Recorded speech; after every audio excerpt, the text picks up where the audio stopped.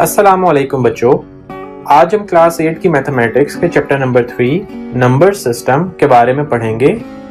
इस वीडियो में हम सीखेंगे number 1 adding, subtracting and multiplying numbers in base 2। पिछले लेक्चर में हमने सीखा कि नंबर सिस्टम क्या होते हैं और हम एक नंबर सिस्टम से दूसरे नंबर सिस्टम में किस तरह कन्वर्ट कर सकते हैं। इस वीडियो में हम देखेंगे कि डिफरेंट नंबर सिस्टम में हम एडिशन, सब्ट्रैक्शन और मल्टीप्लिकेशन किस तरह कर सकते हैं। सबसे पहले हम बेस 2 में एडिशन करना समझते हैं।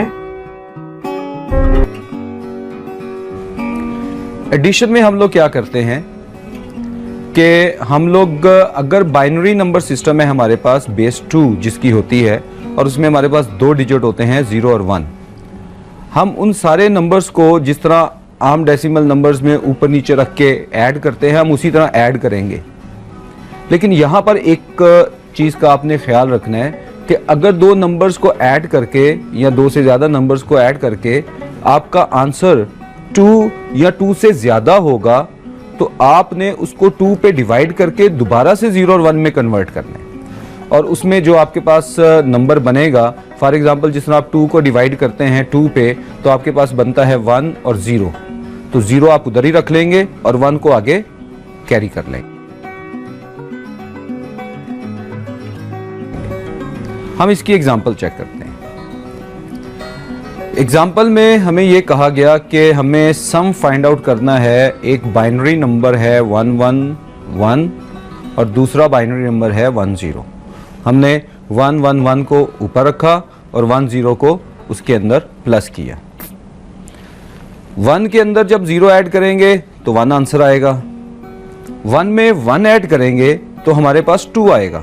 अब हम 2 तो लिख नहीं सकते, बाइनरी नंबर तो 0 और 1 होता है सिर्फ, तो हम क्या करेंगे 2 को कन्वर्ट करेंगे। तो आप अब अपनी स्क्रीन पे अगर देखें तो यहाँ पे हमने 2 को 2 पे डिवाइड किया तो हमारे पास आया 1 और 0।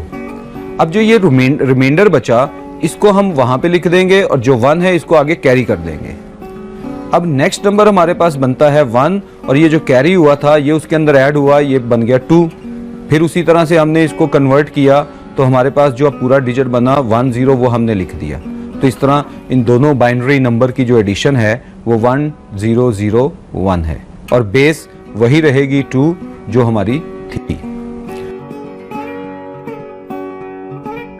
उम्मीद है कि आपको बेस 2 में एडिशन करना आ गया होगा।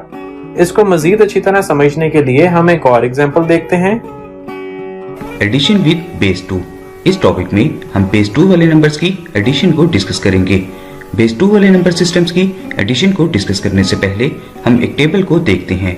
इस टेबल के थ्रू हम बेस 2 वाले नंबर सिस्टम्स को आपस में ऐड कर सकते हैं। अब हम एडिशन को डिस्कस करने के लिए एक एग्जाम्पल कंसिडर करते हैं। एग्जाम्पल में हमें ये चंद वैल्यूज दी गई हैं। इन वैल्यूज को आपस में ऐड करने के लिए हम इन्हें इस फॉर्म में लिखेंगे। 1 को जब 1 में ऐड किया जाएगा तो हमें 2 हासिल होगा। 2 चूंकि बाइनरी नंबर नहीं है जिसकी वजह से 2 को 2 के साथ डिवाइड किया जाएगा। 2 को 1 के साथ मल्टीप्लाई करने पर हमें रिमाइंडर 0 हासिल होगा। 1 को नेक्स्ट कॉलम में मौजूद वैल्यूज में एज ए कैरी लिखा जाएगा जबकि 0 को यहाँ लिख लिया जाएगा। नेक्स्ट कॉलम में मौजूद वैल्यूज को आपस में ऐड करने से हमें 3 हासिल होगा। 3 चूंकि एक बाइनरी नंबर नहीं है जिसकी वजह से 3 को 2 के साथ डिवाइड किया जाएगा। 2 को 1 के साथ मल्टीप्लाई करने पर हमें रिमाइंडर 1 हासिल होगा। 1 को हम नेक्स्ट कॉलम में एज ए कैरी लिख लेंगे जबकि 1 को यहाँ लिख लिया जाएगा। नेक्स्ट कॉलम में मौजूद वैल्यूज को आपस में ऐड करने पर हमें 2 हासिल होगा। 2 चूंकि एक बाइनरी नंबर नहीं है जिसकी वजह से 2 को 2 के साथ डिवाइड किया जाएगा। 2 को 1 के साथ मल्टीप्लाई करने पर हमें रिमाइंडर 0 हासिल होगा। 1 को हम नेक्स्ट कॉलम में एज ए कैरी लिख लेंगे जबकि 0 को यहाँ लिख लिया जाएगा।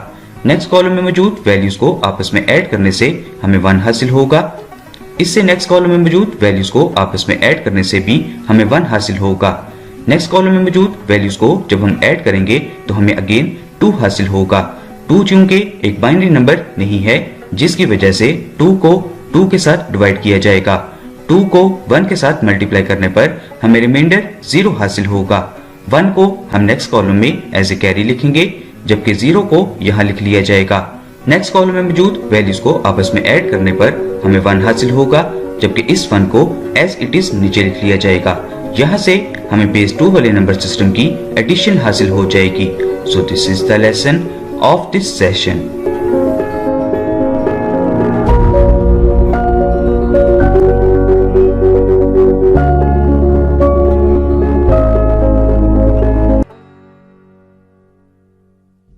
बेस 2 के साथ एडिशन को समझने के बाद अब हम सब्ट्रैक्शन विद बेस 2 को समझने की कोशिश करते हैं। अब हम बात करेंगे सब्ट्रैक्शन की। हमारे पास दो बाइनरी नंबर्स हैं 101 एंड 11। 101 में से हमने 11 को सब्ट्रैक्ट करना है, तो 101 को हमने ऊपर रखा, 11 को नीचे रखा। यहाँ पे आपने थोड़ा सा ध्यान देना है कि 1 में से जब 1 माइनस होगा तो 0 आ गया। अब 0 में से नेक्स्ट 1 माइनस नहीं हो सकता, तो हम क्या करते हैं, डेसिमल नंबर में से जब इस तरह की सिचुएशन हमारे पास आती थी तो हम अगले नंबर में से एक नंबर लेते थे, उसके साथ जोड़ते थे और माइनस कर लेते थे। यहाँ पे सिचुएशन मुख्तलिफ है। जब आपने अगले नंबर से एक नंबर लेना है तो वो लाइक नेक्स्ट नंबर यहाँ पे 1 पड़ा है तो आप 1 नहीं ले सकते, आप वो 1 की जगह पे 2 आएगा क्योंकि आपकी बेस 2 है। तो 1 जो आगे से हमने बारो करना था वो 1 की बजाय 2 होके आएगा। अब 2 में से 1 को माइनस करेंगे तो हमारे पास 1 आएगा। तो इस तरह हमारे पास ये सॉल्यूशन बना 10। बेस 2 के साथ सब्ट्रैक्शन को समझने के बाद अब हम मल्टीप्लिकेशन विद बेस 2 को समझने की कोशिश करते हैं। हम मल्टीप्लिकेशन करते हैं। हमारे पास दो नंबर हैं जिनको हमने मल्टीप्लाई करना है, 11 एंड 10।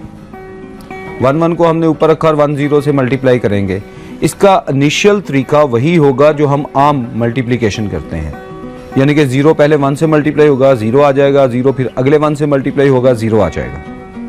अब नेक्स्ट जो हमारे पास 1 है, उस 1 को 1 से मल्टीप्लाई किया तो 1 आ गया, फिर 1 को 1 से मल्टीप्लाई किया तो 1 आ गया। अब जब हम इनको आपस में ऐड करेंगे तो हमारे पास 0 में 0 ऐड होगा तो 0 आ गया, 0 में 1 ऐड हुआ तो 1 आ गया, और वो 1 एक वैसे ही नीचे उतर आएगा।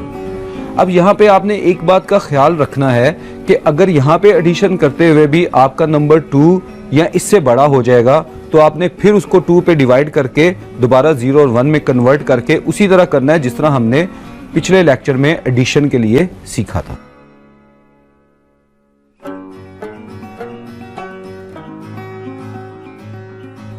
उम्मीद है कि आपको बेस 2 में मल्टीप्लाई करना आ गया होगा। इसको मजीद अच्छी तरह समझने के लिए हम एक और एग्जांपल देखते हैं। मल्टीप्लिकेशन को समझने के लिए हम एक एग्जाम्पल कंसिडर करते हैं। एग्जाम्पल में हमें ये वैल्यूज दी गई हैं। इन वैल्यूज को मल्टीप्लाई करने के लिए हमें इन्हें इस फॉर्म में लिखना होगा। 1 को ऊपर वाली वैल्यूज के साथ मल्टीप्लाई करने पर हमें ये वैल्यूज हासिल होंगी।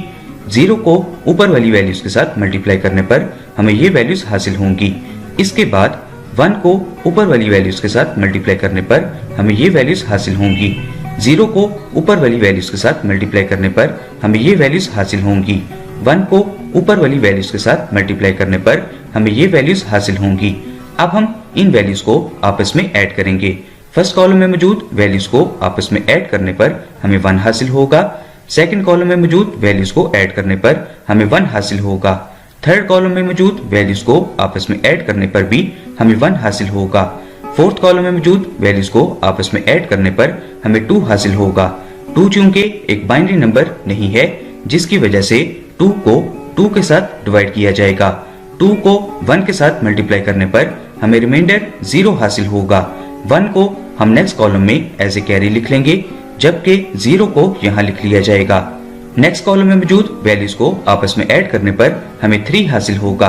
3 भी चूंकि एक बाइनरी नंबर नहीं है, जिसकी वजह से 3 को 2 के साथ डिवाइड किया जाएगा। 2 को अगेन 1 के साथ मल्टीप्लाई करने पर हमें रिमाइंडर 1 हासिल होगा। 1 को हम नेक्स्ट कॉलम में एज ए कैरी लिख लेंगे, जबकि 1 को यहाँ लिख लिया जाएगा। नेक्स्ट कॉलम में मौजूद वैल्यूज को आपस में ऐड करने पर अगेन हमें 3 हासिल होगा। 3 चूंकि एक बाइनरी नंबर नहीं है, जिसकी वजह से 3 को 2 के साथ डिवाइड किया जाएगा। 2 को 1 के साथ मल्टीप्लाई करने पर हमें रिमाइंडर 1 हासिल होगा। 1 को हम नेक्स्ट कॉलम में एज ए कैरी लिख लेंगे, जबकि इस 1 को यहाँ लिख लिया जाएगा। नेक्स्ट कॉलम में मौजूद वैल्यूज को आपस में ऐड करने पर हमें 3 हासिल होगा। 3 चूंकि एक बाइनरी नंबर नहीं है, जिसकी वजह से 3 को 2 के साथ डिवाइड किया जाएगा। 2 को 1 के साथ मल्टीप्लाई करने पर हमें रिमाइंडर 1 हासिल होगा। 1 को हम नेक्स्ट कॉलम में एज ए कैरी लिखेंगे, जबकि रिमाइंडर वाले 1 को यहाँ लिख लिया जाएगा। नेक्स्ट कॉलम में मौजूद वैल्यूज को आपस में ऐड करने पर हमें ये वैल्यू हासिल होगी। 3 को 2 के साथ डिवाइड किया जाएगा। 2 को 1 के साथ मल्टीप्लाई करने पर हमें रिमाइंडर 1 हासिल होगा। 1 को हम नेक्स्ट कॉलम में एज ए कैरी लिखेंगे, जबकि रिमाइंडर वाले 1 को यहाँ लिख लिया जाएगा। नेक्स्ट कॉलम में मौजूद वैल्यूज को ऐड करने पर हमें 3 हासिल होगा। 3 को 2 के साथ डिवाइड किया जाएगा। 2 को 1 के साथ मल्टीप्लाई करने पर हमें रिमाइंडर 1 हासिल होगा। 1 को हम नेक्स्ट कॉलम में एज ए कैरी लिखेंगे, जबकि रिमाइंडर वाले 1 को यहाँ लिख लिया जाएगा। नेक्स्ट कॉलम में मौजूद वैल्यूज को आपस में ऐड करने पर हमें 2 हासिल होगा। 2 चूंकि एक बाइनरी नंबर नहीं है, जिसकी वजह से 2 को 2 के साथ डिवाइड किया जाएगा। 2 को 1 के साथ मल्टीप्लाई करने पर हमें रिमाइंडर 0 हासिल होगा। 1 को हम नेक्स्ट कॉलम में एज ए कैरी लिखेंगे, जबकि 0 को यहाँ लिख लिया जाएगा। नेक्स्ट कॉलम में मौजूद वैल्यूज को ऐड करने पर अगेन हमें 2 हासिल होगा। 2 को 2 के साथ डिवाइड किया जाएगा। 2 को 1 के साथ मल्टीप्लाई करने पर हमें रिमाइंडर 0 हासिल होगा। 1 को हम नेक्स्ट कॉलम में एज ए कैरी लिखेंगे, जबकि 0 को यहाँ लिख लिया जाएगा। नेक्स्ट कॉलम में मौजूद वैल्यूज को आपस में ऐड करने पर हमें अगेन 2 हासिल होगा। 2 को 2 के साथ डिवाइड किया जाएगा। 2 को 1 के साथ मल्टीप्लाई करने पर हमें रिमाइंडर 0 हासिल होगा। इन दोनों वैल्यूज को अब हम यहाँ एज इट इज लिख लेंगे, जिससे हमें बेस 2 वाले नंबर सिस्टम की मल्टीप्लिकेशन का आंसर हासिल हो जाएगा।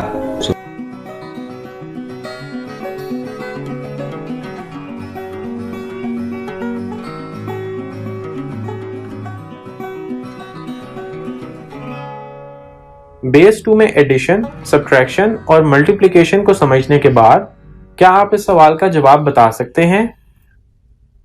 जी हाँ, बिल्कुल सही। इसका जवाब है डी। शाबाश।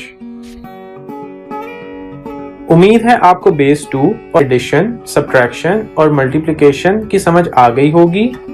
अब आप अपनी एक्सरसाइज आसानी से सॉल्व कर सकते हैं। इंशाल्लाह हम मिलते हैं नेक्स्ट क्लास में एक और लेक्चर के साथ। तब तक के लिए अल्लाह हाफिज।